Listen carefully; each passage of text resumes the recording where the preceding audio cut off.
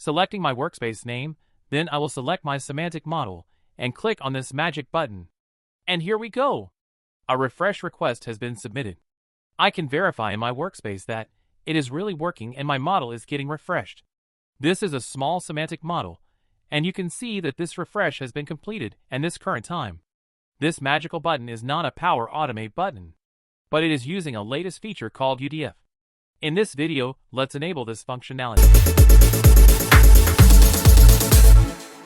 Alright, I have these two slicers to select my semantic model and the workspace name. For this, I have manually created a table by entering the workspace and dataset IDs. These you can simply get it from your Power BI workspace. Just open any semantic model, and from the address bar, you can copy this group ID as workspace ID, and this dataset code as dataset ID. You can do this for all your datasets, and keep it. Or you can even run an API to get all the datasets from the workspace. Next, go back to Power BI workspace, and click on New Item. Here search for User Data Function. Select this option. A pop-up will open to define the name. You can keep an appropriate name, and then click on this Create button. This will open a sample Python code, which I don't need, so I will delete this. Now, before I define my data function, let me go back to Power BI Desktop and insert a blank button. Place this button here. I can name it as Refresh. Increase the font size, and if I enable the action toggle, I see an additional item here in the last. This is definitely not the last function to use. From here, I can select my already created data functions. Here you can see our incomplete function is also showing, but it is showing with the sample code. I have a ready-made Python code for the refresh function, which I will copy and paste it inside my editor. Here I just need to make sure that I have these Python libraries, and then I also need to provide these three parameters.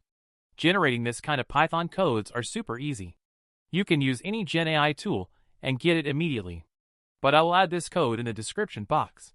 Alright, I have two missing libraries, which I can add from here. First one is this Microsoft Authentication library, select the version. And next is the Requests library. I can select the latest version of it. Now I can see that here is no more error for these libraries. To provide these three parameters, I just need to open Azure Portal, click on Microsoft Intra, and select App Registration. Click on New Registration, and provide a name for it. Just submit this, and your app will be registered. Here you have the required parameters. For client secret, you can generate a new secret from this space, and update these three values in the code. For the client secret, you can also use Azure Key Vault, if you don't want to provide this value directly. With this, publish the data function. It will take some time. You will get notified like this. We also need to refresh this function.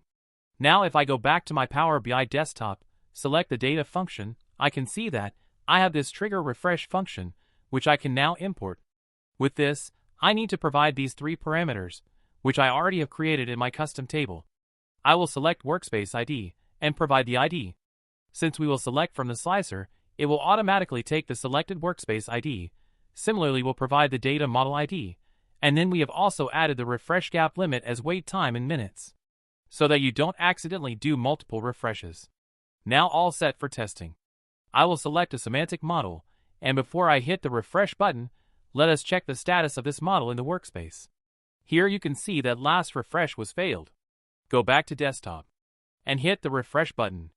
It seems we have missed one important step. You can see that we have to make sure that our service principal or the registered app has access to these models. For this, go back to the workspace and add the app as member of your workspace. Now go back to desktop and let's try again.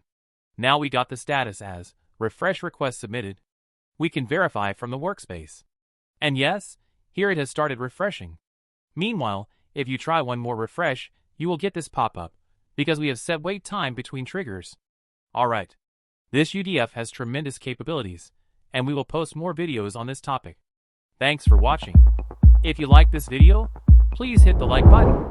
Subscribe to this channel for many such interesting videos on Power BI and Microsoft Fabric. Post your feedbacks and suggestions in comment box.